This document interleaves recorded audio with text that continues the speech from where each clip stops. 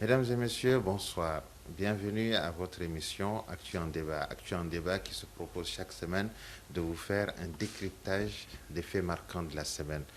Pour cette semaine, nous allons discuter de deux sujets, deux principaux sujets, et éventuellement, si le temps nous le permet, nous allons parler du troisième.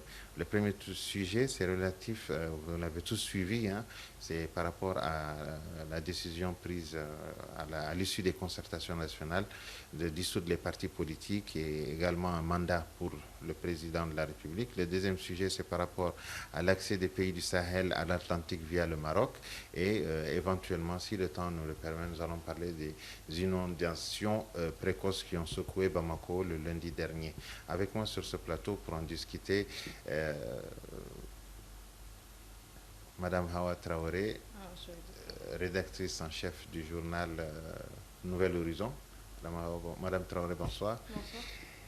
Et à ma droite, vous avez Monsieur Youssouf Sissoko, directeur de publication de l'hebdomadaire L'Alternance. Monsieur Sissoko, bonsoir. Bonsoir. Donc je commence par vous, Monsieur Sissoko. Euh, Qu'est-ce que ça vous a inspiré hier, les décisions prises à l'issue des concertations nationales? Ok, merci Massiré, et je salue aussi ma co-débattrice, Mme Awa Traoré. C'est sans surprise, hein, sans surprise, parce que pour quelqu'un qui a suivi quand même les concertations régionales, et c'est la suite logique justement de ces concertations régionales. Donc les concertations nationales n'ont fait qu'entériner les décisions, les recommandations qui ont été prises en grande majorité, en tout cas par les régions. Donc je crois que c'est sans surprise que, en tout cas, j'ai appris les décisions, les différentes décisions qui ont été prises lors de ces concertations nationales. Sans surprise parce que tout simplement, depuis belle lurette, les autorités étaient dans une certaine dynamique. Et vous vous rappelez, quand le Premier ministre actuel a été nommé Premier ministre, quand il a rencontré la classe politique, il leur a déjà dit, annoncé déjà cette nouvelle, que le gouvernement fera quelque chose, en tout cas à l'encontre des partis politiques, et que les partis ne doivent pas être surpris. Donc je crois que c'est la suite logique justement de cette dynamique. Je pense que c'est un coup dur, un coup de massue, si je peux m'exprimer ainsi, sur la démocratie. Parce qu'aujourd'hui, franchement, la démocratie est carrément mise entre parenthèses par la transition. Alors que pour qui connaît l'historique justement de l'avènement de la démocratie au Mali, je crois que c'est très, très maladroit, en tout cas de la part des autorités, d'agir comme ça. Et je pouvais comprendre à la limite qu'on mette à des garde-fous, qu'on essaie de suspendre même pendant un temps les activités des partis politiques, mais les dissoudre carrément, je crois que ça c'est un coup de trop. Mais je pense encore une fois de plus que c'est des recommandations qui ont été formulées à l'endroit du président de la transition, qui a le dernier mot. Je pense qu'il réfléchira 1000 fois avant justement de prendre un décret pour passer à l'acte, parce que en fait le pays est très fragile et il ne faut pas en rajouter encore à la crise. Parce qu'une dissolution des partis politiques, c'est comme si vous jetez de l'huile sur le feu. Parce que les partis politiques ont annoncé déjà les couleurs, vous vous rappelez, à la maison de la presse et un peu partout. Ils disent qu'ils ne sont pas d'accord, ils ne seront jamais d'accord et ils vont se battre. Donc, vous voyez, un pays qui traverse une crise très profonde comme celle que nous connaissons au Mali, s'il faut encore provoquer, ouvrir un autre front, je crois que le président de la transition aura la sagesse certainement de réfléchir avant d'agir, à mon avis. Réfléchir avant d'agir. Est-ce qu'on est en ce temps ou bien les dés sont complètement jetés et que, bien sûr, les autorités ont une lourde responsabilité, mais est-ce que la balle aussi n'est pas dans le camp des politiques, des acteurs politiques, Madame Traoré? Écoutez, à mon avis, après les dernières semaines qui se sont passées, il ne faut pas oublier que les partis politiques ont demandé à rencontrer le Premier ministre après la phase régionale. Et une demande qui n'a pas abouti. Et en plus de ça, ils se sont fait invectiver par le ministre délégué à l'ouverture de la phase nationale. Donc, les dés ne sont pas totalement jetés à mon sens, mais la balle est entièrement dans le camp des autorités. Le Premier ministre l'a dit, les recommandations vont être remontées au niveau du chef de l'État pour qu'il en prenne acte et qu'il décide de ce qu'il voudra décider d'en faire. Mais la réalité, à mon sens, est que comme les ANR et comme le dialogue, il y a un soupçon de manipulation et de tentative de prise en otage, si vous voulez, de la démocratie par le musellement des partis politiques. C'est quelque chose que personnellement je ne comprends pas, parce que quand on regarde la scène politique, on a beaucoup d'hommes politiques qui ont marqué leur accord avec ce que les autorités de la transition ont fait en partie. Il y a beaucoup d'hommes politiques qui ne se sont pas cachés, qui ont dit que les autorités de la transition ont eu à poser des actes qui ont été bénéfiques pour le pays. Ils sont d'accord pour aller au dialogue, ils sont d'accord pour réduire le nombre des partis politiques. Mais personnellement, quand j'étais dans la salle hier, j'ai été très surprise, sincèrement, parce que non seulement les recommandations générales, mais aussi à la lecture des recommandations spécifiques qui m'ont fait beaucoup réfléchir, en fait. Okay. Qui m'ont fait beaucoup réfléchir, et je me suis rendu compte que, en réalité, il n'y a pas que les partis politiques qui sont visés dans cette affaire. Ah. Il y a la société civile, Okay. il y a les religieux. C'est tous les Maliens dans leur ensemble qui sont visés par ces recommandations. Oui. Et selon vous, maintenant, la dernière décision revient au président de la République, au président de la transition, pour moi. Oui, bientôt président de la République. Hein. La dernière décision revient au chef de l'État, au président de la transition, Okay. en sachant que la charte des partis politiques est une loi ordinaire et qui, comme toute loi ordinaire, sera présentée en Conseil des ministres, un projet de loi, et devra passer sur la table des membres du Conseil national de transition, qui, eux, auront la dernière latitude de décider si oui ou non, ils acceptent les modifications qui seront apportées à la charte. Okay. Donc la dernière balle revient en réalité aux membres du CNT. Ok. Donc on n'en a pas encore terminé avec cet épisode-là, puisqu'il y a encore quelques circuits avant que ça ne soit, avant que la pilule ne puisse être avalie. Oui, justement, parce qu'il y a peut-être la Cour constitutionnelle sera saisie forcément par les partis politiques pour voir la constitutionnalisation, la constitutionnalité, si vous voulez bien, de la décision qui vient d'être prise. Mais j'ose quand même espérer que le président ne va pas justement aller dans le sens, en tout cas, des recommandations faites par les délégués à la concertation nationale. Et je pense encore une fois de plus que c'est une aberration, parce que vous savez, quand vous prenez une décision, il ne faudrait pas que la décision soit au-dessus de la loi fondamentale qui est la Constitution. Et tout le monde sait quand même que dissoudre les partis politiques aujourd'hui, c'est une violation flagrante de la Constitution. Et je ne vois pas pourquoi les autorités ne s'en offusquent-elles pas, parce qu'aujourd'hui, vous comprendrez quand même que ce ne serait pas la première fois ni la deuxième fois qu'on viole justement la Constitution sans qu'elle ne ça n'offusque pas, quoi. Donc moi je pense que pour cette fois-ci, il faudrait quand même qu'elle réfléchisse davantage, que les autorités réfléchissent davantage et qu'elles sachent véritablement que le pays est très fragile et qu'il a besoin justement d'union sacrée, en tout cas de tous les Maliens.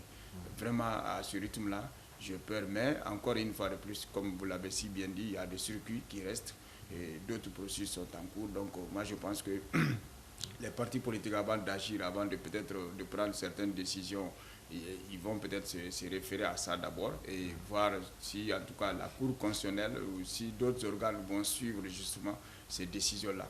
Voilà. Okay.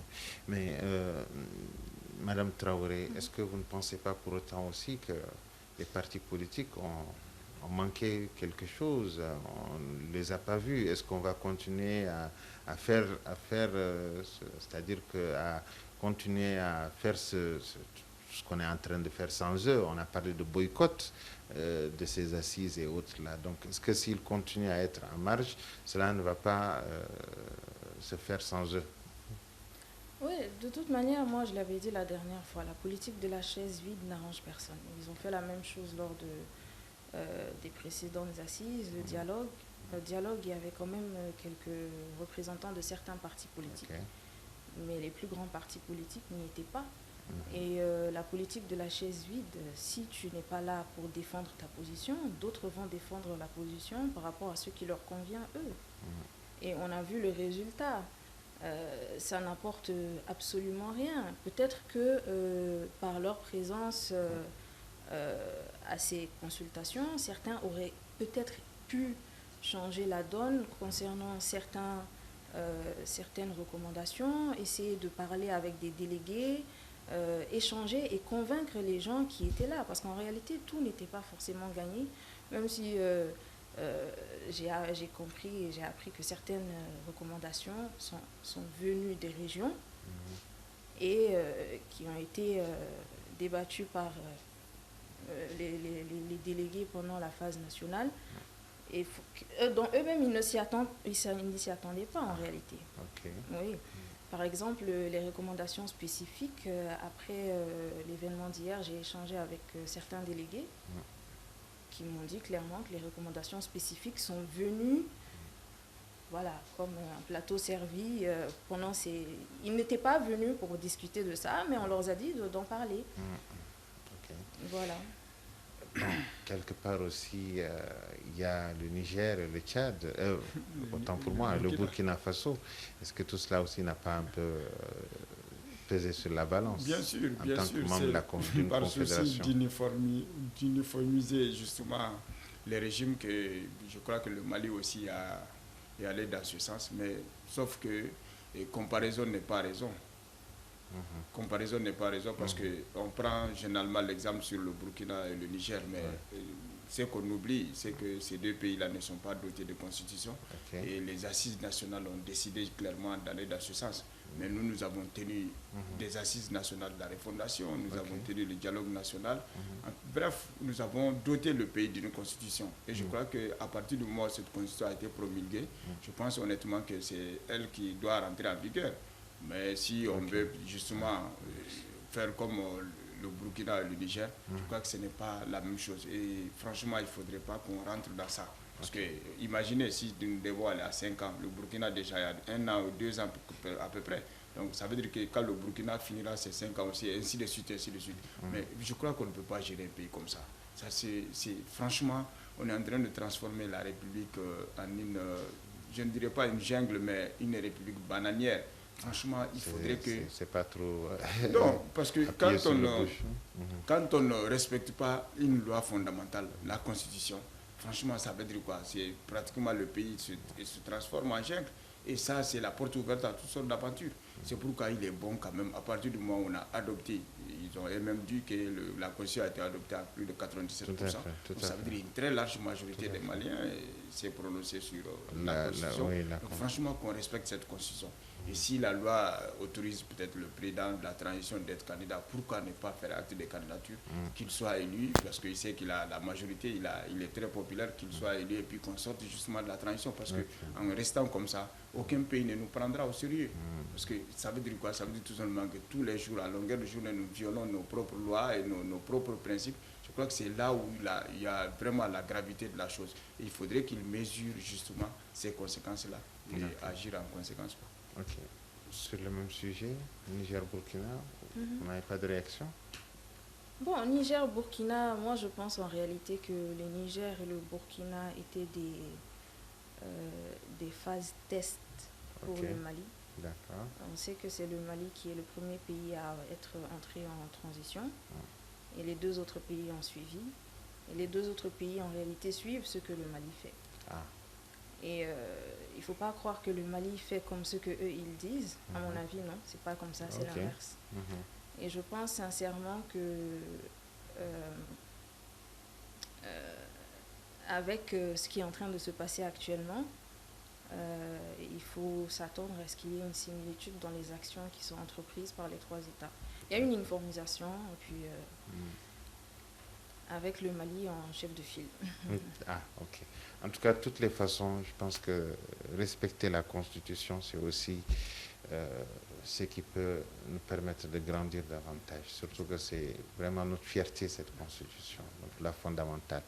Nous allons sans plus tarder aborder notre deuxième sujet qui est relatif à l'accès des pays du Sahel à l'Atlantique via le Maroc. Selon vous, Madame Traoré, vous avez suivi ce dossier. Pour vous, comment vous le comprenez? Est-ce une opportunité ou encore une fois, ça sera un défi comme tous les autres défis qu'on connaît, route transsaharienne et autres? Qu'est-ce que vous pensez de cela? Je pense que c'est une bonne opportunité. Ok. Le fait qu'un État tisse des liens avec un autre État, c'est toujours des partenariats, c'est toujours une très bonne chose. La diversification des partenariats, c'est bien. Maintenant, l'initiative que le Royaume du Maroc prend, c'est salutaire, parce qu'ils savent que nous sommes des pays enclavés et que nous avons besoin d'un accès à la mer, notamment dans le cadre du commerce. Et par contre, c'est peut-être au niveau de l'accès de ces pays au Maroc, parce qu'on n'a pas de frontière directe avec le Maroc. Je me demande en fait pourquoi ne pas avoir essayé avec le Ghana ou le Togo, avec qui nous avons déjà de très bons liens et qui sont directement liés avec le Burkina Faso. Bon, peut-être que l'accès de l'autre côté, ça a d'autres avantages aussi. Mais je pense que le temps nous dira. Mais je reste convaincue que le Maroc est sincère, contrairement à l'Algérie, par exemple, qui a toujours joué un double jeu avec nous. Ce n'est pas nouveau. Et je pense que le Maroc est sincère et que c'est un partenariat qui pourrait aboutir, même si on peut rencontrer des difficultés, rien n'est facile. Mais je pense que ça pourrait être une bonne voie. C'est Sissoko, est-ce que c'est viable? Nous avons quand même d'autres pays voisins qui peuvent nous rendre ce service-là. Et certains disent que c'est un peu loin, d'autant que ce sont les eaux de l'océan Atlantique qui sont souvent litigieuses. Est-ce qu'il ne fallait pas renforcer les liens plutôt avec la Côte d'Ivoire, le Sénégal, comme elle l'a dit, le Togo, le Ghana voilà. Oui, effectivement, c'est cela. Mais je suis d'accord avec Mme Traoré quand elle dit que c'est une opportunité. Effectivement, c'est une opportunité parce que pour qui connaît les liens d'amitié et de fraternité avec le Maroc, et des liens qui datent de très longtemps quand même, je crois que quand on a l'opportunité d'aller, en tout cas, faire le commerce ou, je sais pas, tisser des relations diplomatiques avec un pays comme le Maroc, c'est toujours une bonne chose. Mais je crois que c'est ce qui est peut-être à craindre parce que moi je sens déjà l'odeur d'une revanche diplomatique parce que la brouille avec l'Algérie, peut-être que tout le monde sait les relations très tendues entre l'Algérie et le Maroc. Alors on quitte chez Jean pour aller chez Paul, peut-être c'est un peu ça. Bon, si c'est ça, ce n'est pas, je ne trouve pas ça trop bien. Mais le fait justement d'aller avec le Maroc, je crois que pour avoir accès à l'océan Atlantique, c'est une très bonne chose. C'est une bonne chose, mais comme vous l'avez si bien dit, il faudrait qu'on renforce en tout cas nos relations avec les pays aussi de la CEDEAO, bien que nous sommes embrouillés avec ces pays-là, bien que nous avons quitté la CEDEAO, mais il faut continuer parce que c'est une question d'intérêt. Dans tous les cas, ces pays-là ne nous donnent pas de l'aumône. C'est des relations, en tout cas commerciales, c'est des relations de pays en pays. Et moi, je pense qu'il faut continuer à entretenir ces relations avec le Sénégal, la Côte d'Ivoire, le Togo, le Ghana, pourquoi pas. Et avec le Maroc, avec l'Algérie, avec tout le monde, quoi. Donc moi, je crois que c'est une bonne chose. Okay. Est-ce que vous êtes du même avis, Madame Traoré? Vous pensez que, comme il l'a dit, certes, il faut diversifier, mais les partenaires doivent être traités sur le même pied. C'est des relations d'intérêt, après tout. Il n'y a pas de sentiment dans les relations. Est-ce qu'on peut traiter les partenaires sur le même piédestal? Est-ce qu'eux, ils nous traitent d'égal à égal avec d'autres pays? Je ne pense pas. Et je pense que c'est une très bonne chose qu'on ait le Maroc, le Sénégal, la Côte d'Ivoire. Ça ne gâte en rien les relations avec les autres pays, à mon sens. C'est une très bonne chose parce que le jour où un de ces pays décide de nous bloquer l'accès, par exemple, on sait qu'on a une autre opportunité, une autre solution. Parce qu'on est quand même un pays qui est en difficulté, il faut le dire. Parce que en difficulté dans le sens où nos relations avec les pays frontaliers, notamment ceux de la CEDEAO, c'est pas trop ça. Avec le voisin du Nord, n'en parlons pas.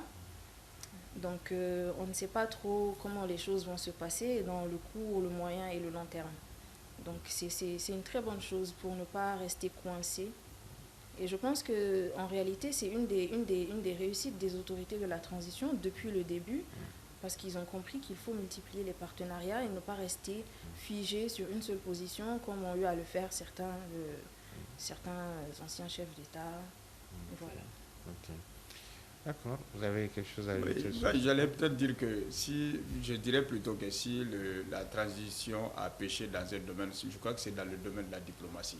Je suis très formel là-dessus parce que, imaginez, rien ne nous pousse véritablement à quitter par exemple un pays comme la CEDEAO, des pays avec lesquels nous avons vraiment des liens très forts, des pays avec lesquels nous avons fondé, nous avons créé en tout cas toutes les conditions d'une harmonisation de nos économies, etc.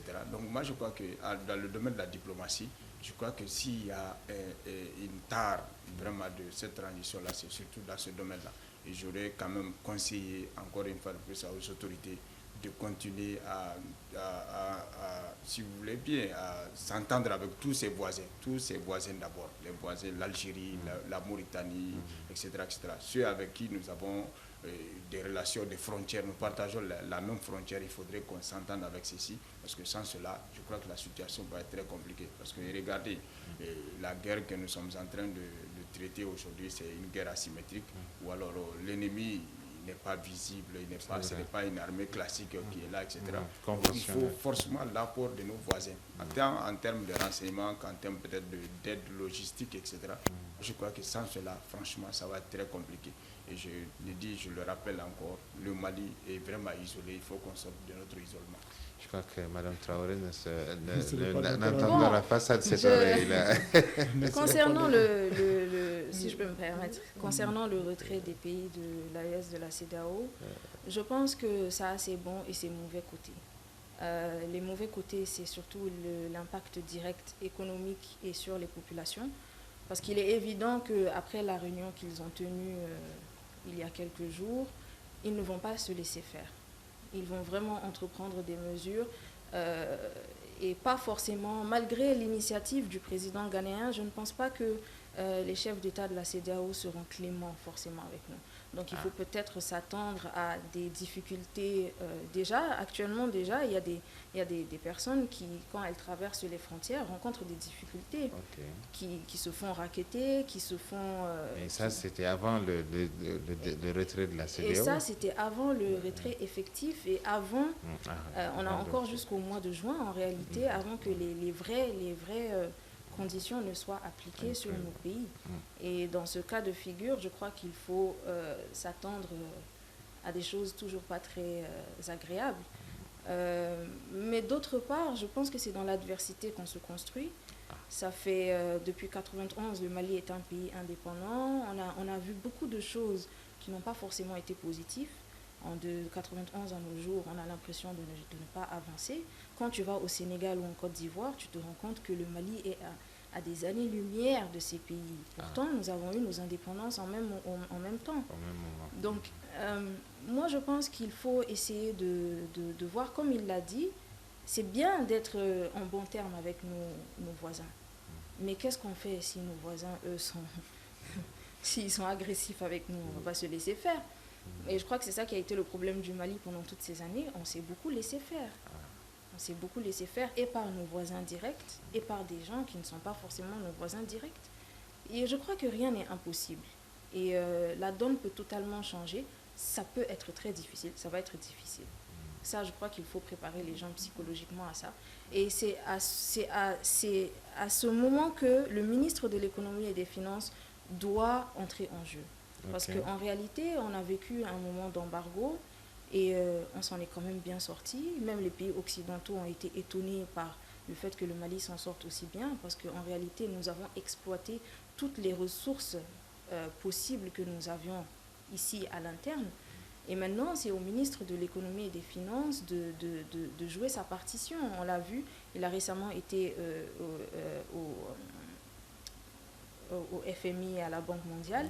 Les institutions de Bretton Woods. Voilà, pour la session d'avril. C'est à lui de faire en sorte que les partenaires reviennent et que l'économie soit florissante, parce que tout est entre les mains du ministre de l'économie et des finances.